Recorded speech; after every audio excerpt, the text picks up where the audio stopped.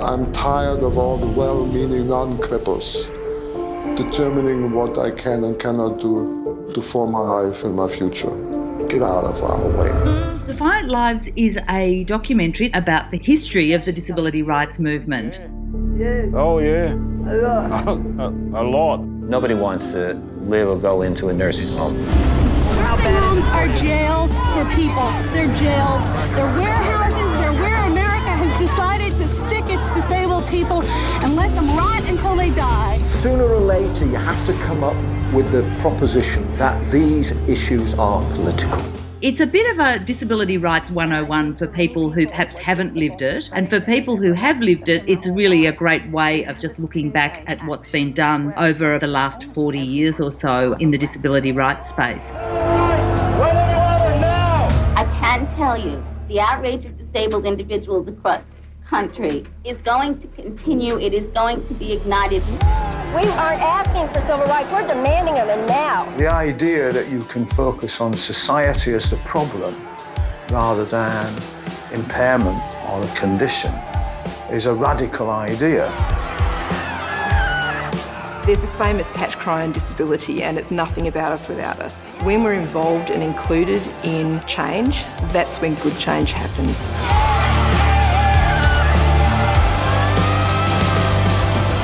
This is about everybody. We're socialised into the assumption that if I become disabled, I don't want to live. That's all very well. When you become disabled, chances are your life will seem completely different. People who have come to see the film who've said that they didn't even know there was a disability rights movement. And whilst that's appalling, that's exactly the sort of people that I really want to come and see the film. Welcome to Blind Abilities. I'm Jeff Thompson. Today in the studio, we have Sarah Barton, and she's a movie producer from Australia who has just released a new documentary called Defiant Lives. And this documentary shows a span of over 4 decades of disability activists in their fight for dignity and independence. Sarah, thanks for taking the time and welcome to Blind Abilities. How are you doing? I'm really well. Sarah, the trailer for Defiant Lives is just awesome. The intensity, the music, everything, it just pounds. I love it. I'm so glad that you appreciated the audio because we put so much work into the audio. And when you see the film in a cinema, we've actually done a surround sound mix. So anyone who can see it in a cinema with the full surround sound is in for a real treat because we put so much effort. Oh, boom, boom. Oh, yeah. The film actually contains a lot of really old archival footage that comes from, 1980s and 90s television. So it's really appalling looking stuff. And we made the soundtrack really kind of glossy and kind of went for the best possible quality we could and make it into a real cinematic experience. I think often in disability, people kind of go, oh, cheap and cheerful, near enough, good enough. But I wanted to do something that was really the very best we could do. Well, I think you did a very good job. The word defiant in the title, defiant, that's a strong word. Well, yeah, look, I wanted a strong word and it actually took me a really long time to come up with the title. It was actually a conversation, like I'd been working with appalling working titles for a long time, which I won't even go into. I remember exactly when we came up with the title. It was a few years ago now because I spent a lot of time working on the film. It was in September 2014, I think. Yes, because my friend Stella Young, who was a comedian and disability activist, sadly she passed away in December that year in 2014, but she came round to my house for dinner and I showed her a kind of work in progress cut of the film. It was nowhere near as good as it is now, but she was still like really blown away with it. And then the next morning we were texting each other, like I said to her, I really need help with the title. I can't get the title right. And she said, I think Defiant needs to be in there somewhere, and it was between the two of us the next morning. I can remember walking down a street in Melbourne and sending her these text messages, and it was possibly almost the last conversation we ever had, and it was coming up with that title. So it's good to be able to talk about that. And to live with disability makes you exceptional. It's not a bad thing, and it doesn't make you exceptional. We're not real people. We are there to inspire. And in fact, I'm sitting on this stage looking like I do in this wheelchair, and you are probably kind of expecting me to inspire you, right? Yeah. Sarah, such a great story about the title. So now that we have the title and we heard part of the trailer in the beginning, tell us about the documentary Defiant Lives. Defiant Lives is a documentary about the history of the disability rights movement. It's a bit of a disability rights 101 for people who perhaps haven't lived it. And for people who have lived it, it's really a great way of just looking back at what's been done over about the last 40 years or so in the disability rights space. But I kind of really made the film for people who perhaps were new to the idea of disability rights. And I've had people who have come to see the film who've said that they didn't even know there was a disability rights movement. And whilst that's appalling, that's exactly the sort of people that I really want to come and see the film. It's pretty traditional in its form in that it contains a lot of interviews with, you know, some of the sort of pioneering activists. Huge amount, over 600 pieces of archival footage and images and that are also in the film. But I think we've sort of lifted it into something kind of modern with a fantastic soundtrack and, you know, really tried to make it kind of very engaging and entertaining for people who may or may not have a lot of familiarity with the disability rights movement. I'm tired of all the well-meaning non-cripples determining what I can and cannot do to form my life and my future. Get out of our way. Sarah, after Nick sent me the trailer, I did a little research and I found out this is not your first documentary. You've been quite involved in producing shows, movies, documentaries, and I noticed a general theme. Through your movie productions, through your lens of the camera, you have become quite the activist in bringing awareness to the general public about people with disabilities. Yeah, well, look, I do sort of think of myself as using my filmmaking skills for activism. I mean, I've sort of been involved in activism a bit myself, but more I kind of do the storytelling and filmmaking skills. And it all started really in the very early days of me becoming a filmmaker. I made a film called Untold Desires in 1994, which I think it was sort of released around the world in 1995. And that was really my first documentary after film school. And that was really inspired by events that happened to me in my very early 20s. I actually married way too young the first time. Not long after I separated from my first husband, he was involved in a hit-and-run car accident and left with a very severe acquired brain injury. And he subsequently lived for 14 years with that brain injury. And it was really, you know, I was really inspired to make Untold Desires from sort of watching his experiences as a young man who had been in hospital for a couple of years and then subsequently went home to live with his parents. And I stayed in contact and really, you know, sort of began to wonder about, you know, what life's like having a disability. So that's where Untold Desires came from. And then after that, I thought that I was kind of done with disability. I thought, yeah, I've made my disability film. I'll go and make some other films. And I did. I made a film about mental health, anxiety disorders in 1997.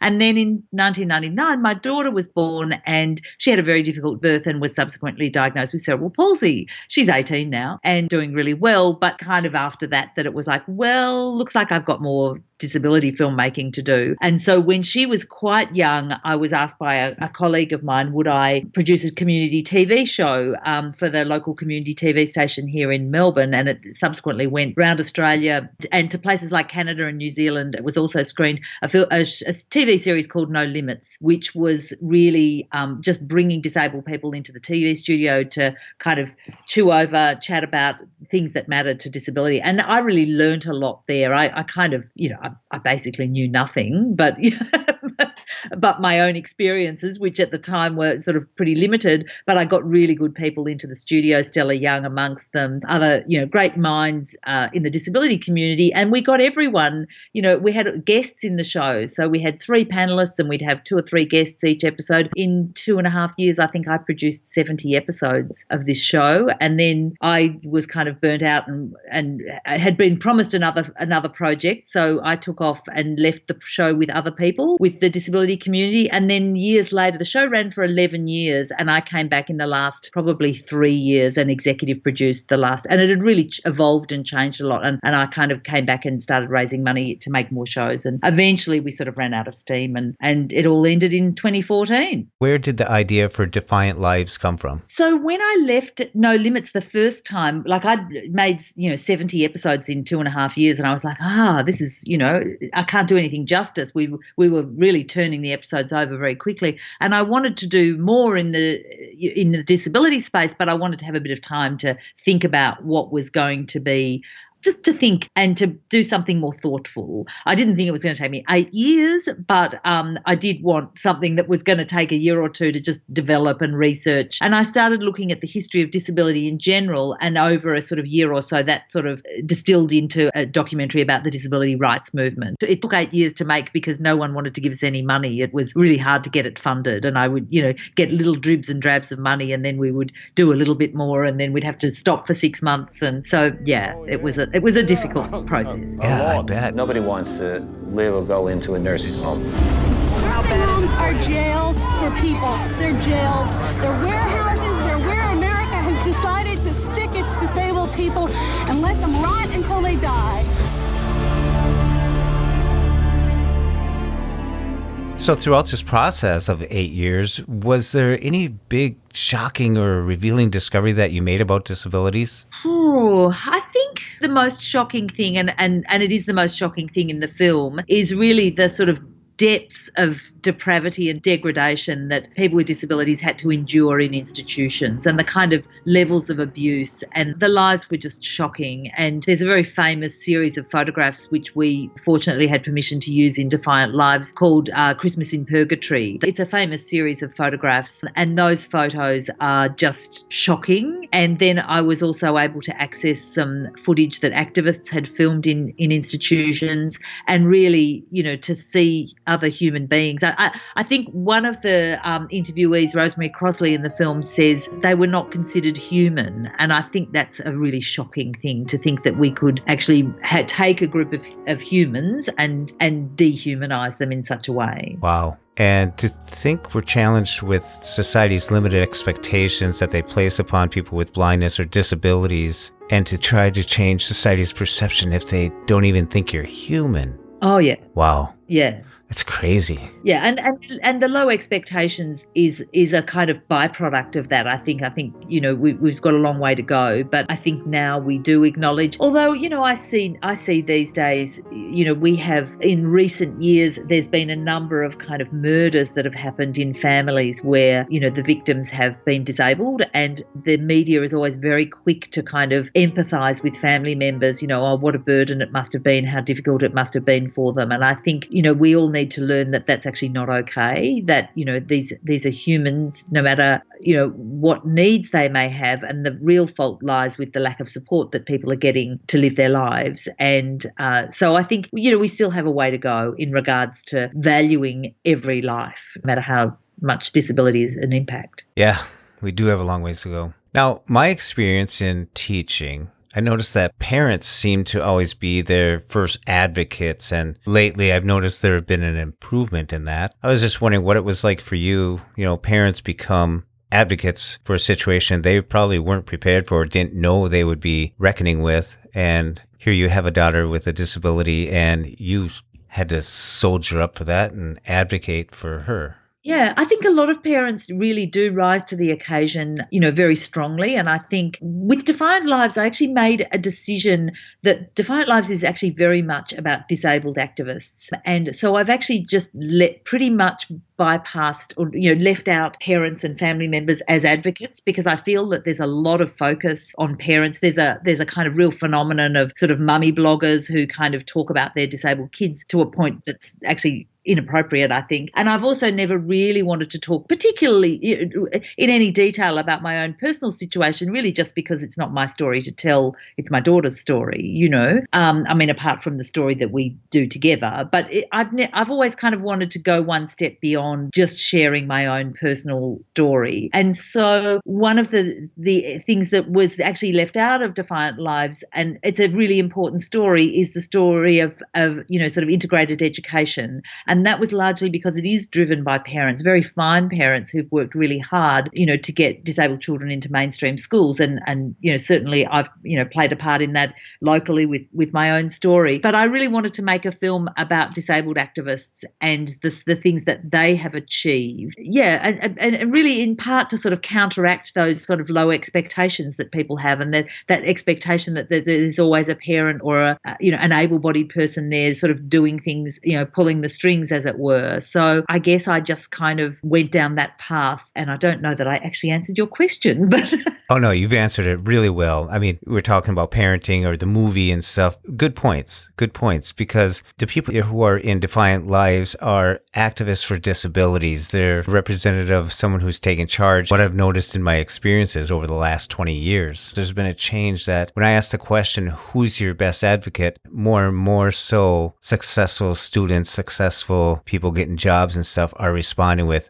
I am my best advocate. It's just nice to see that we have more soldiers coming along, more people who are taking charge of their own destinies. And speaking of destinies, it seemed that you and your documentary were destined to go to the United Nations in 2017. I was, yes. Bet you that was exciting. Well, that was a real highlight. There was a disabled people's conference there, and one of the delegates thought that it would be a great opportunity to have Defiant Lives screen there. So it did screen there, and it was wonderful because what was really interesting was that the people who were at the conference watching the film in the United Nations was like a mirror to the work that they do behind the scenes, because there's a lot of people who work really hard behind the scenes in policy, and they said that they were really impressed by the kind of interconnectedness of the policy and the activists. And I think, I'm not sure how strongly it comes across in Defiant Lives, but there is a moment where we talk about how the ADA, the Americans with Disabilities Act, was stalled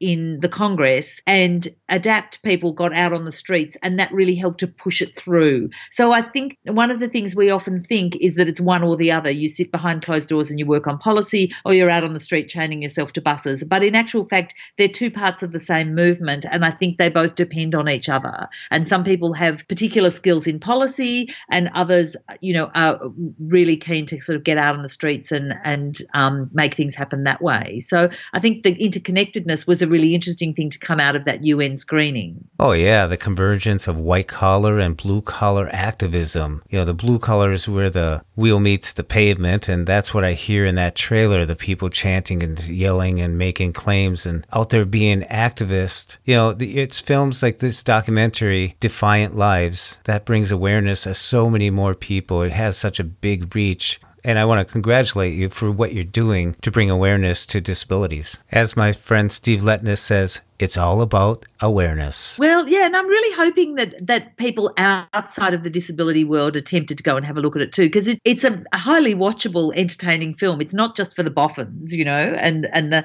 hardcore fans. It's, in fact, the people who know nothing about disability rights are the ones that walk out and just go, that just blew my mind, So, Is that the goal that you set out for? Totally. Like when I hear people say that, that's when I'm like, yes, I've done something good here. This is about everybody. We're socialised into the assumption that if I become disabled, I don't want to live. That's all very well. When you become disabled, chances are your life will seem completely different. Sarah, where can people find Defiant Lives? So we're doing a lot of community screenings. We had a kind of a cinema run in Australia through a company called Demand Film, where people it's kind of like crowdsourcing cinema. So it's a slightly different way of releasing films, but it's a good way for documentaries like ours to get a cinema audience. So we did that last year, and we've done some film festivals. We're still doing a few film festivals, particularly the sort of disability focused film festivals are still screening the film. And we're also responding, we take requests from all around the world for people wanting to do community screenings. So we send them a copy of the film. Usually they get, somewhere between 50 and upwards numbers. They let us know the numbers, pay a license fee, and you can screen it in a university or wherever you like, And we also have Women Make Movies in New York who are distributing the film, in universities and educational settings and that sort of thing. We're hoping eventually to sell it to some broadcasters so it might be on TV and that sort of thing as well. So it's available. People just need to get in touch with us if they want to host a screening. That would be amazing. Yeah, it would. Sarah, is there anything else you would like to share with our listeners? There's a couple of things I should tell you. One is we do have the film audio describe, and the best way to access that is through an app called Movie Reading. So you can download the audio description and then listen to it through your smartphone while you're in the cinema. What it does, the app kind of syncs it up to the film. The only catch is that we have two versions of it, Movie Reading app. One is 25 frames per second, which is the one everyone needs to access most of the time. And occasionally they need the 24 frames per second. So you can imagine sometimes if you're on the wrong one, it goes a little bit out of sync. That's a great way for people to be able to access the audio description. Once again, that app is called Movie Reading. Yeah, it's called Movie Reading. It's actually an app that's been developed in Italy. Yeah, people should have a look at it. It's free. But the other thing I wanted to tell you, because you're in Minnesota, is that a lot of the archive footage, I actually had to come to Minnesota I've just forgotten the name of the really tiny town that I came to in February in 2016. It will come to me. Forgotten. I remember being up to my knees in snow. Crookston, that's where I was. Crookston. Wow, you were way up there. Yeah. Near Canada. Yeah. There's a guy who lives in Crookston who actually has a huge archive of activist footage, and it took me years to find him and track him down. So I came out, spent a lot of time. I spent a week in Crookston going through the archives with him and, copying stuff and bringing it back so that we would have, some really fantastic material for the film. So Minnesota in February is quite a thing for an Australian. Oh, yeah. Trade in your kangaroo for a polar bear. Yeah. So was this archive gatekeeper guy, was he like the guru of all the archives? He was. Some of the footage was predated his involvement with the organisation, but he had got involved, and then the back archive had been given to him. So some of it was stuff he'd shot himself, and he knew it really well. And he was gradually sort of coming to kind of collate and collect and organise all of the material. And it's a fantastic resource. There's a lot of not all of it is great quality, but certainly the ADAPT organisation has been very well documented over the years, and many of the actions that they've done, have been documented. And the other thing that they always did whenever they go to a city is they would record the evening news. And so they had these kind of recordings, going back to the sort of 1980s of the evening news and the ADAPT actions. And we were trying to sort of track down these kind of strange sort of cable stations that, we thought would own the rights to this footage. And half of them were like, we have no idea, like what this is. I can imagine. So, it's not great quality, but it's a great record of what's happened over the years. Sarah, what you're doing with these videos, you're actually keeping generations alive. And using the video format platform that you're actually making people more aware. Just like in the civil rights movement back in the 60s, people in the North really didn't understand what was going on. But once they saw the visuals, once they saw the videos of what was really happening, what was transpiring with the police dogs and the water hoses, then change started happening. Then you created public opinion. So what you're doing here with these archives, this documentary, is very important. Yeah, it's important for people to understand. And to my knowledge, I don't know that the mainstream media has really ever taken much interest in disability rights. And I think that's a crying shame. And hopefully that will change. It will. And you're doing that. Yeah. Defiant Lives, coming to a theater near you. Ooh. Well, this has been great, Sarah. Do you have any final thoughts? No, I just hope people get to see Defiant Lives wherever they can. If people have a group that they'd like to show the film to, then they can email us through the website, defiantlives.com, and they can request a screening and we can help out with that. So that's a way that people can see it in the short term, and hopefully it'll be a film that's around for a very long time. And they can also go to Women Make Movies, for schools and universities and broadcast, that sort of thing. And where can they find the trailer? The trailer is on the website at defiantlives.com. So, you should be able to watch the trailer there. I can't remember which button to click, but have a look around. You'll find it. The elusive play button. Yeah, that one that says, trailer. Sarah, thank you so much for coming on The Blind Abilities and joining us in the studios. And to all the listeners, if you get a chance, be sure to go to defiantlives.com, check out the trailer, and check out where you can see a screening of it, or initiate a screening for a group. Contact her by email. And Sarah, thank you once again. Oh, it's been a pleasure. It's great to be on the show, and thanks for getting in touch. I'm tired of all the well-meaning non-cripples determining what I can and cannot do to form my life and my future. Get out of our way. Was bashing something you ever saw in Yeah. Oh, yeah. A lot. A lot. Nobody wants to live or go into a nursing home. Nursing homes are jails for people. They're jails. They're warehouses. They're where America has decided to stick its disabled people and let them rot until they die. Sooner or later, you have to come up with the proposition that these issues are political. And I think for many people, it was just the most exciting thing that had ever happened to them in their whole lives. We had this 2-day action where essentially almost everybody just got arrested. I can tell you, the outrage of disabled individuals across this country is going to continue. It is going to be ignited. We aren't asking for civil rights, we're demanding them, and now. The idea that you can focus on society as the problem rather than impairment or a condition is a radical idea. There's this famous catch cry on disability, and it's nothing about us without us. When we're involved and included in change, that's when good change happens.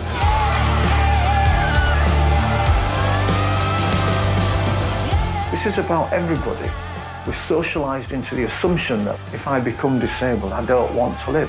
That's all very well. When you become disabled, chances are your life will seem completely different.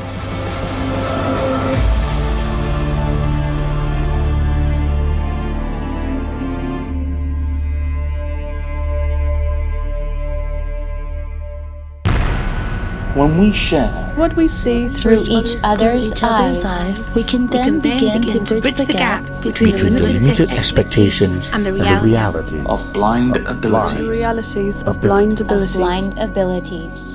For more podcasts with a blindness perspective, check us out on the web at www.blindabilities.com, on Twitter at blindabilities. Download our app from the App Store, blindabilities, that's 2 words, or send us an email at info@blindabilities.com. Thanks for listening.